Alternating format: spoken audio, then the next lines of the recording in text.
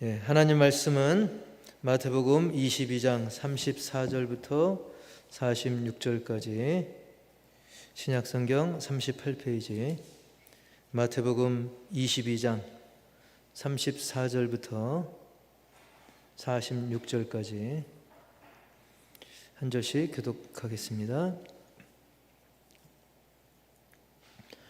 예수께서 사두개인들로 대답할 수 없게 하셨다 함을 바리새인들이 듣고 모였는데,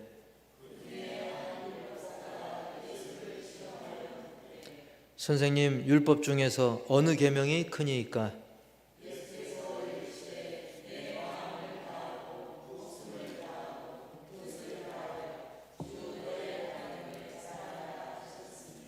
이것이 크고 첫째 되는 계명이요,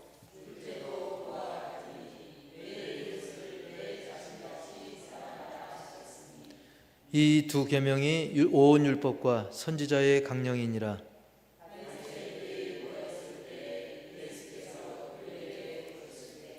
너희는 그리스도에 대하여 어떻게 생각하느냐? 누구의 자손이냐? 대답하되 다윗의 자손이니이다.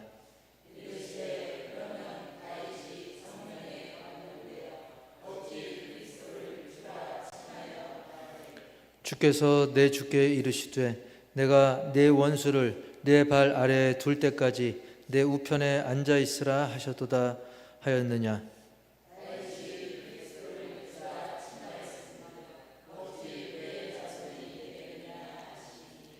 한마디도 능히 대답하는 자가 없고 그날부터 감히 그에게 묻는 자도 없더라. 아멘. 시작. 주 그리스도. 주 그리스도. 예수님은 우리의 주요 그리스도시다, 메시아시다 라는 그런 의미의 제목입니다. 이미 예수님을 공격하고 그리고 트집 잡아가지고 함정에 빠뜨리려고 세금 문제 가지고 바리새인들이 시비 걸고, 또 사두개인들이 또 부활 문제 가지고 또 시비 걸고 그랬었죠. 하지만 예수님은 그들의 교활한 질문을 당당하게 말씀으로, 진리로 오히려 그들을 깨우치면서 다 그 위기 상황을 극복한 정도가 아니라 아주 거뜬하게 다 감당을 하셨습니다. 자, 이게 이제 화제가 되고 또 소문이 나죠. 그래서 특히 이 사두개인들하고 이 바리새인들과는 서로 주장하는 내용이 서로 다릅니다. 예수님을 함정에 빠뜨리려고 일시적으로 전략적으로 잠깐 손을 잡긴 했지만 사실은 사이가 썩 좋다 할 수 없죠. 예를 들면 사두개인들은 부활도 믿지 않고 영적 존재, 천사도 믿지 않고, 그리고 특별히 물론 바리새인들도 권력과 결탁하지만 사두개인들은 더 그런 부분이 있었거든요. 그러니까 서로 묘한 앙숙관계처럼 돼 있었는데, 사두개인들이 막 예수님 앞에 꼼짝 못했다, 그 소문을 듣고 바리새인들이 이제 모이게 됩니다. 예수님께 이제 모여들게 되고, 그 중에 한 율법사 한마디로 율법 전문가죠. 그리고 또 서기관과도 같이 이렇게 혼용해서 쓰이기도 하는데, 아주 율법에 능통한 거죠. 그 사람이 예수님을 역시 또 시험하려고 질문을 던지게 됩니다. 그게 바로 36절의 질문이죠. 36절 시작. 선생님, 율법 중에서 어느 계명이 크니까? 이렇게 질문을 할 때 예수님께서 어떻게 대답하십니까? 시작. 예수께서 이르시되 내 마음을 다하고 목숨을 다하고 뜻을 다하여 주 너의 하나님을 사랑하라 하셨으니 이것이 크고 첫째 되는 계명이요. 이렇게 하나님 사랑에 대해서 예수님께서 대답을 하시죠. 그리고 39절과 40절에 이어서 말씀합니다. 시작. 둘째도 그와 같으니 내 이웃을 내 자신같이 사랑하라 하셨으니 이 두 계명이 온 율법과 선지자의 강령이니라. 아멘. 어느 계명이 큽니까? 라는 질문 앞에 예수님은 둘로 딱 정리해서 요약해서 말씀하셨는데, 이것이 이 두 가지가 크게는 하나님 사랑, 그리고 또 하나 또 크게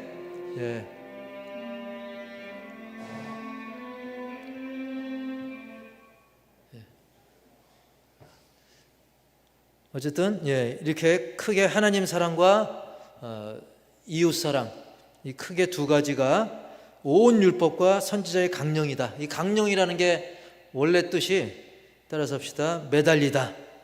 그러니까 원래 취지가 있으면 거기에 매달려 있다는 거죠. 그러니까 이 매달려 대롱대롱 하는 것이 아니라 매달려 있는 이 기둥 같은 존재. 그래서 원래 취지, 기본 법칙을 이제 강령이라고 합니다.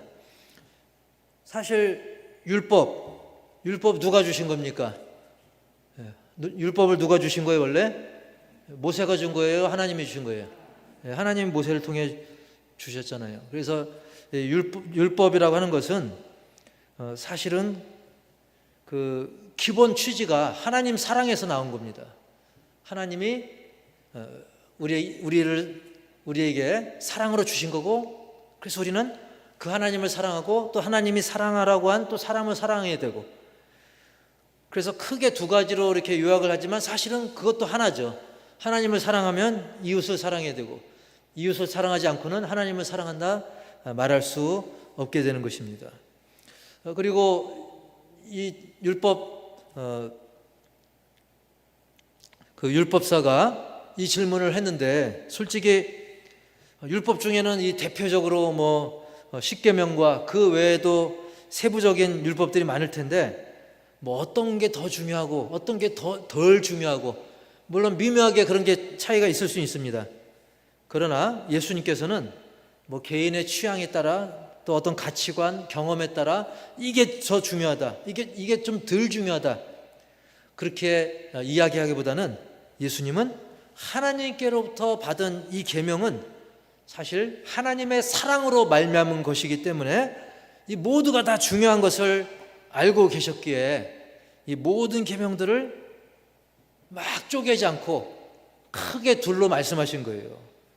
아까 쭉 예수님의 답변에도 나왔듯이 우선 첫째로는 하나님의 사랑이죠. 하나님을 사랑하는 거죠. 하나님을 사랑.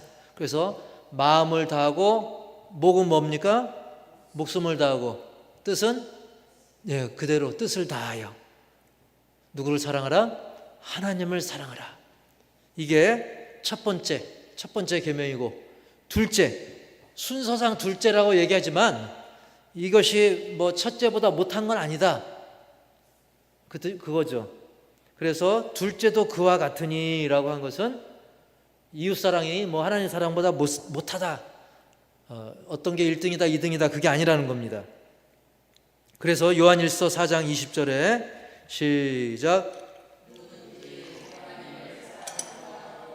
그 형제를 미워하면 이는 거짓말하는 자니, 보는 바 그 형제를 사랑하지 아니하는 자는 보지 못하는 바 하나님을 사랑할 수 없느니라. 아멘. 그러니까 순서상, 절차상 그냥 얘기한 것뿐이다. 하나님 사랑을 하면 이웃 사랑은 당연한 거다. 그리고 형제조차, 이 눈에 빤히 보이는 형제를 사랑하지 않으면서 보이지 않는 하나님을 사랑합니다라는 것은 이건 말도 안 된다. 당장 보이는 형제 자매 이웃들, 영혼들 사랑을 해야 그것이 곧 하나님도 사랑하는 것이다. 만약에 사람들 사랑하지 않으면서 전 하나님 너무 사랑해요, 하나님 찬양해 하면 이거는 거짓말장이다 라는 말씀입니다. 그리고 둘째는 그와 같으니라고 쭉 말씀하시면서 어느 정도까지 사랑하냐면 네 자신과 같이 사랑하라 그랬어요. 네 자신같이. 야고보서 2장 16절 시작, 너희 중에 누구든지 그에게 이르되 평안히 가라, 덥게 하라, 배부르게 하라 하며 그 몸에 쓸 것을 주지 아니하면 무슨 유익이 있으리요. 아멘. 저 착한 사마리아인 이야기 보시면 알겠지만, 먼저 지나갔던 사람들은 다 율법 성경에 다 통달한 사람들이죠. 그런 지식이 통달했지만 더 강도 만난 사람은 그냥 지나쳐 버리죠. 그래서 누군가가 막 배고픈데, 배고파? 그럼 먹어. 배부르게 해. 너무 추워요. 옷이 없어요. 몸 좀 더 따뜻하게 좀 해. 이렇게 말로만 저 만화 그림처럼 말로만 사랑이 펑펑 솟아나는데 실제로는 그 영혼을 사랑하지 않고 이웃을 사랑하지 않는다면 무슨 유익이 있겠느냐? 한번 우리는 입장 바꿔놓고 내가 저 강도 만난 사람이라고 생각하고 내가 굶주리고 헐벗은 사람이라고 생각하고 하나님은 저 영혼을 위해서 정말 독생자를 보내주시기까지 했는데 우리는 하나님의 그 사랑 그리고 지금 어려운 상황에 처한 그 이웃들 그것을 입장 바꿔놓고 생각을 해보라는 것입니다. 실제로 이 말씀을 하신 예수님은 나중에 어떻게 하십니까? 가장 귀한 자기의 생명조차도 주시지 않았습니까? 그리고 여전히 바리새인들이 거기에 모여있는 그때 예수님께서는 이제 그들에게 되묻습니다. 그들에게 질문을 던지십니다. 42절 시작. 너희는 그리스도에 대하여 어떻게 생각하느냐? 누구의 자손이냐? 대답하되 다윗의 자손이니이다. 아멘. 다소 어떻게 보면 당황스러운 질문을 갑자기 던지시죠. 그건 그렇고 너희들 그리스도에 대해서 어떻게 생각해? 그리스도는 누구의 자손이야? 사실 이 말씀을 하고 있는 분이 그리스도잖아요. 근데 그들은 예수님을 그리스도로 깨닫지 못하고 있었습니다. 그래서 그들을 일깨우고자 그리고 그들이 하는 짓이 지금 얼마나 잘못된 짓인지 깨닫게 하기 위해서 예수님께서는 그들에게 질문을 하죠. 너희는 그리스도에 대하여 어떻게 생각하느냐? 그리스도는 과연 누구 자손이냐? 그러자 그들이 뭐라고 대답합니까? 다윗의 자손이니이다. 그들은 막 성경 지식 여러 가지 머리를 굴려서 그렇게 대답합니다. 사실 그리스도는 메시아와 같은 뜻인데 이 메시아가 뭐냐? 뜻이 뭐예요? 기름 부음 받은 자. 과거에는 왕을 세울 때 또 누굴 세울 때? 선지자를 세울 때 또 누굴 세울 때요? 제사장을 세울 때 이렇게 기름을 부었습니다. 콩기름 참기름이 아니라 감람유 올리브 기름을 부어가지고 이제 왕으로 선지자로 제사장으로 세우죠. 그런데 여기서 얘기하는 기름 부음 받은 자는 그냥 단순히 어느 한 가지 직분이 아니라 저 모든 직분을 포괄하면서도 우리 온 인류의 제사장이요 참된 지식을 전해주시는 선지자요 그리고 만왕의 왕으로 오신 메시아 그 구세주를 의미하죠. 그분은 우리 주 예수 그리스도이신 줄 분명히 믿습니다. 그러기에 참된 제사장으로 오셨을 뿐만 아니라 또 본인 스스로가 완벽한 제물이 되기 위해서 흠이 있으면 안 되는 겁니다. 흠이 있으면 안 되기 때문에 그러나 사람 중엔 흠이 없는 사람이 없잖아요. 그래서 유일하게 흠이 없으신 하나님의 아들 예수님께서 정말 이 죄로 오염된 이 세상의 어떤 혈통, 가문을 통해서 오지 않고 성령으로 잉태됐습니다. 마리아의 몸을 통해서 나오시긴 했지만 그 잉태가 인간의 육정으로 된 게 아니고 성령으로 잉태된 거예요. 그래야만 죄가 하나도 없는 완벽한 그런 제물이 될 뿐만 아니라 또 완전한 대제사장이 될 수 있기 때문이죠. 그래서 하나님의 거룩하신 유일무이 독생자, 세상에 이런 분이 없는, 이분 말고는 세상에 그런 분이 전혀 없는 그런 독생자로서 차후에 이미 태어난 사람뿐만 아니라 앞으로 올 사람까지도 다 하나님의 자녀가 되도록 예수님께서는 십자가에서 그들의 죄값을 치르실 메시아로서 오셨던 것입니다. 그러나 바리새인들은 그 메시아를 앞에 두고도 그 그리스도는 메시아라고 그랬죠. 이 그리스도 메시아를 눈앞에 보고 있고 심지어 그분의 음성을 들으면서도 그분이 메시아라는 사실을, 그리스도라는 사실을 그들은 깨닫지 못하고 오히려 깊은 오해를 더했던 것입니다.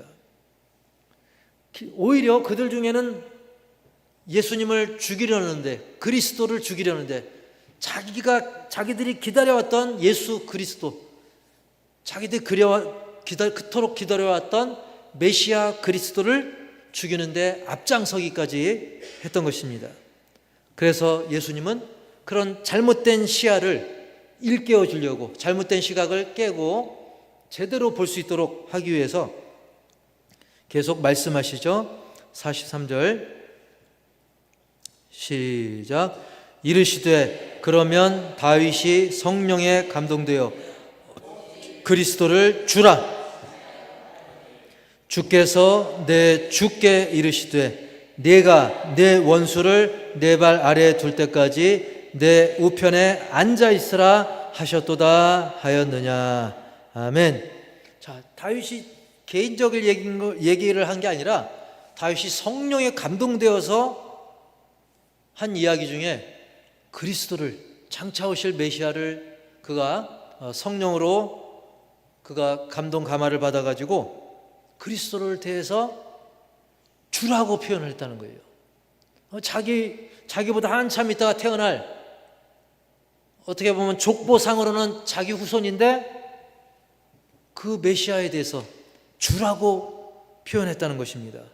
그래서 그 44절을 다시 보여주면 44절에 보면 주께서 내 주께 할 때 이 주께서는 하나님입니다. 성부 하나님. 그러니까 성부 하나님이신 주 하나님께서 그 다음에 내 주께, 이 내 주는 바로 성자 예수 그리스도를 말하는 거예요.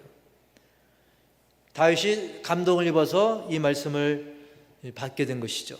그러니까 성부 하나님 주께서 성자 하나님 주 예수님께 이르시되 내가 네 원수를 네 발 아래 둘 때까지 내 우편에 앉아 있으라 하셨도다 하였느냐. 즉 예수 그리스도께서는 하나님 우편에 앉으신 성자 하나님이라는 것이죠. 그런데 어찌 다윗의 자손에 불과하겠느냐, 이렇게 반박하신 것입니다. 게다가 45절 시작. 다윗이 그리스도를 주라 칭하였은즉 어찌 그의 자손이 되겠느냐 하시니. 뭐 다른 거 뭐 논리적으로 그런 걸 떠나서 다윗이 그리스도를 향해서 주라 했다는 거예요. 그러니까 사실은 뭐 여호와 증인이, 통일교니 또 다른 이단들, 사이비들 보면 예수님을 그냥 선지자 중에 하나다 뭐다, 이거 다 잘못된 거죠. 예수님은 메시아고 주고 성자 하나님이신 줄 믿습니다. 그래서 한참 먼저 태어난 다윗조차도 그리스도에 대해서, 메시아에 대해서 주라라고 표현하고 그가 성령의 감동을 입어서 성경을 기록한 내용에도 그렇게 기록이 되어 있는 것입니다. 이렇게 사람들의 시야는 너무나 좁아가지고 그저 육적인 현상에 머물러 있을 때가 많습니다. 한마디로 나무는 보는데 숲을 못 보는 거예요. 또 숲은 보는데 나무는 또 못 보는 거죠. 이게 바로 넓고도 깊게 볼 수 없는 그런 인간의 한계인 것입니다. 물론 족보상으로 볼 때는, 객관적인 족보로 볼 때는 예수님의 혈통은 다윗의 후손에 위치해 있지만 실제는 그게 아니죠. 예수님은 육적 혈통으로 난 게 아니라 성령으로 잉태됐기 때문에 더 늦게 태어났었지만 육신의 몸으로 늦게 등장한 것 뿐이지 사실은 창세로부터, 태초부터, 그 이전부터 우리 성부 하나님과 함께 계신 분, 주 예수 그리스도 메시아인 줄 분명히 믿습니다. 그렇기 때문에 성경적으로도 그렇고 실제적으로 봐도 예수님은 성령으로 잉태되신 주로 그리스도로 이 땅에서 사셨던 것입니다. 결국 그들은 예수님의 이 말씀을 듣고는 완전히 꿀먹은 벙어리가 된 것처럼 감히 묻는 자가 없다라고 말씀하고 있어요. 46절 시작. 한마디도 능히 기록이 안 됐나요? 우리 46절 성경 보고 우리 읽겠습니다. 시작.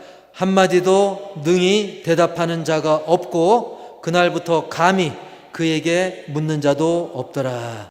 아멘. 완전히 잠잠해진 거죠. 정리가 된 거죠. 그래서 오늘 말씀을 통해서 우리 마음에 새기면서 우리가 참 그들 보면서 이 바리새인들, 율법사, 서기관들 참 갑갑하다라고 그렇게만 할 것이 아니라 우리도 혹시 놓치고 있는 게 없는지 살펴보기 원합니다. 첫 번째로 제목 시작. 율법의 본질에 집중하라. 이 바리새인들, 서기관, 사두개인들, 율법사 이런 사람들 보면 그 내용들은 많이 알고 있었어요. 하지만 그 본질을 놓쳤다는 것입니다. 예수님께서는 본질을 크게 두 가지로 말씀하셨죠. 하나님 사랑, 이웃 사랑. 알고 보면 이 두 개가 또 같은 거라 그랬어요. 그래서 사람을 사랑하지 못하면서, 이웃 형제를 사랑하지 못하면서 하나님 사랑하는 건 말도 안 된다. 그래서 율법의 본질은 사랑이라는 사실, 하나님의 사랑, 그 다음에 하나님을 사랑, 그리고 이웃 사랑. 그것 때문에 복음 전파가 거기에 기초를 두는 거죠. 우리가 하나님을 사랑하기 때문에, 하나님이 또 사랑하라고 한 이웃을 사랑하기 때문에 그들에게 복음도 전파하고 그들을 또 우리가 또 돌아보는 것입니다. 그러나 바리새인, 서기관, 사두개인, 율법사 이런 사람들은 그거보다는 자기들이 공부해온 그런 전통이 더, 율법으로부터 만든 그런 조항이나 또 유전, 전통, 내가 어릴 때 부모 또 할아버지 할머니한테 들은 거기에 또 추가된 이런 것들, 심지어 그런 게 더 커진 경우가 많습니다. 배보다 배꼽이 더 커진 경우도 있어요. 이것이 옛날만 있느냐? 오늘날도 그럴 수 있어요. 사람들에겐 자기가 경험했던 게 기준이 되는 경우가 있습니다. 내가 다녔던 교회에서는 말이야, 자기가 다녔던 교회가 기준이 되는 경우가 있고, 내가 어렸을 적 1970 몇 년 전, 1900 몇십 년대 그때는 말이야 하면서, 물론 그때 추억을 돌아보는 건 괜찮지만 그때를 딱 기준 삼는 경우도 있어요. 또 아무개는 말이야 또 이렇고 저렇고. 사랑하는 성도 여러분, 율법의 본질을 놓쳐서는 안 됩니다.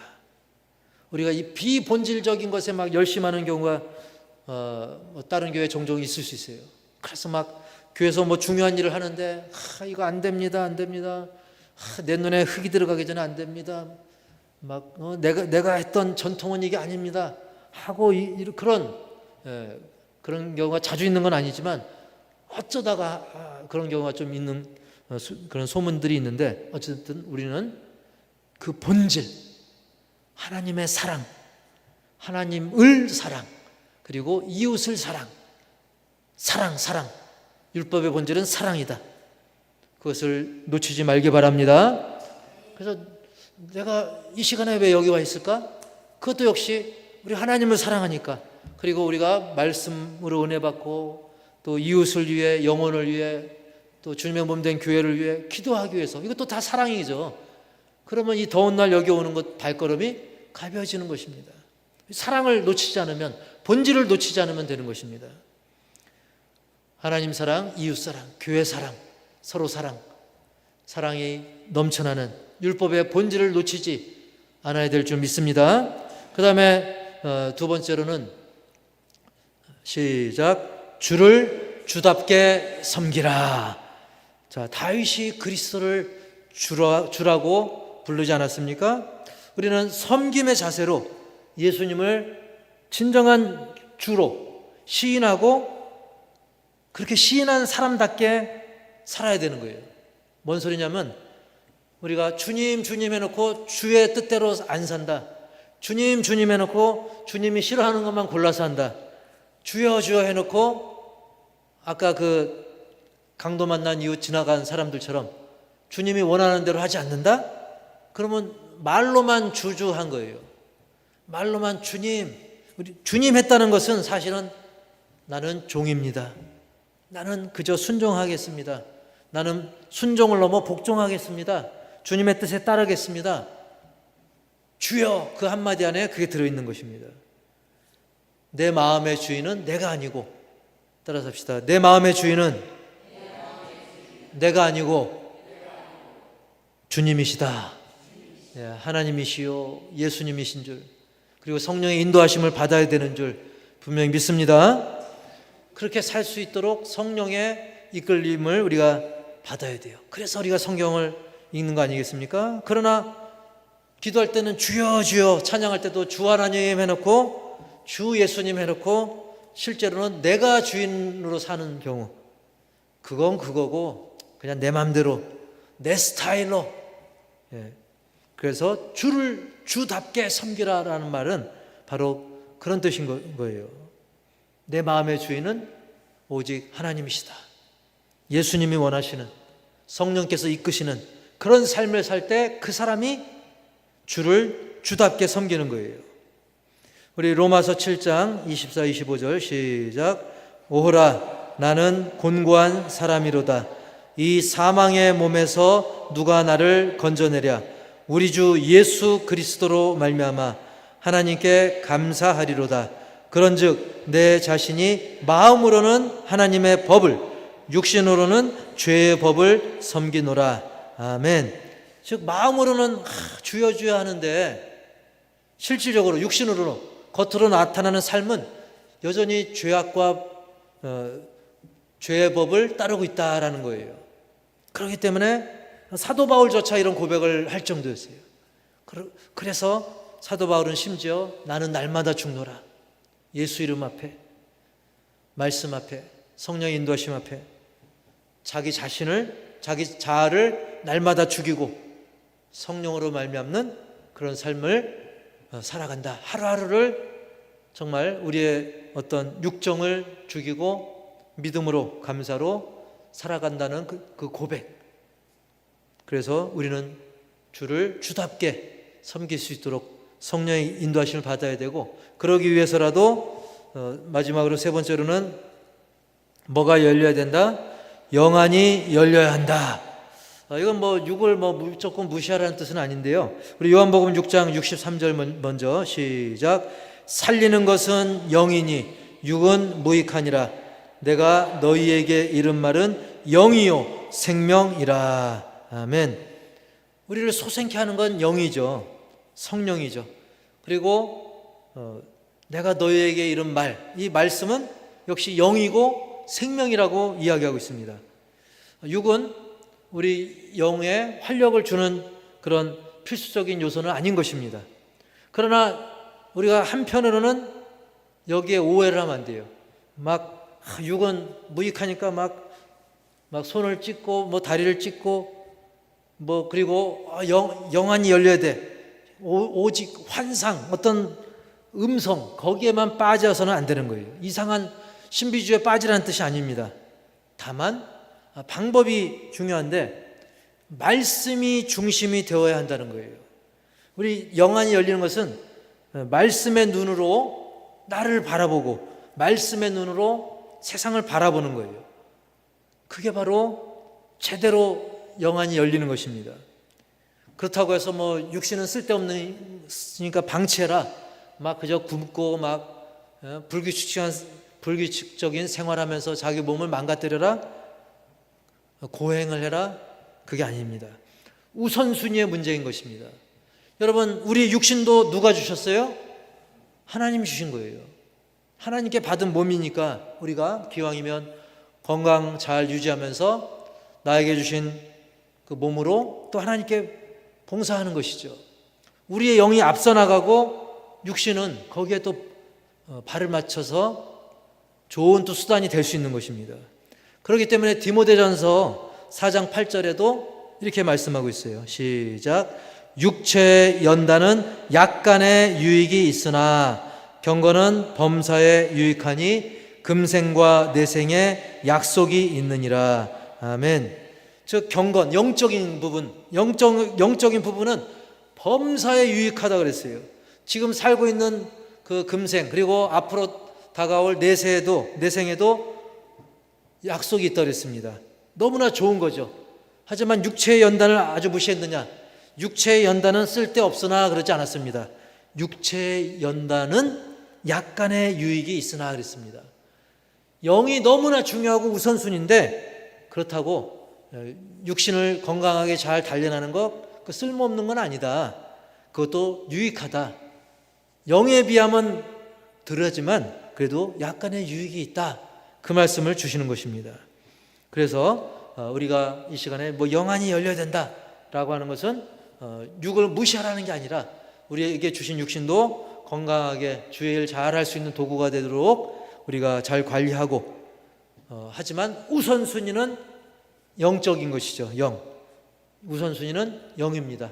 왜? 우리를 진정으로 살리는 것입니다. 그리고 범사에 유익하면서 금생과 내생에 약속이 있는 하나님이 주신 그 약속이 있는 그것이 바로 영적인 것이기 때문이죠.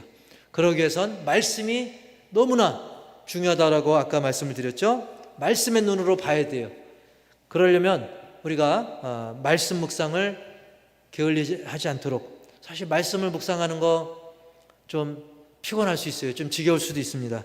하지만 연습하고 훈련하고 숙달하면 나중에 하면 할수록 더 좋아집니다. 그래서 말씀이 뭐하다고 표현하냐면 심지어 달달하고 표현하기도 하죠.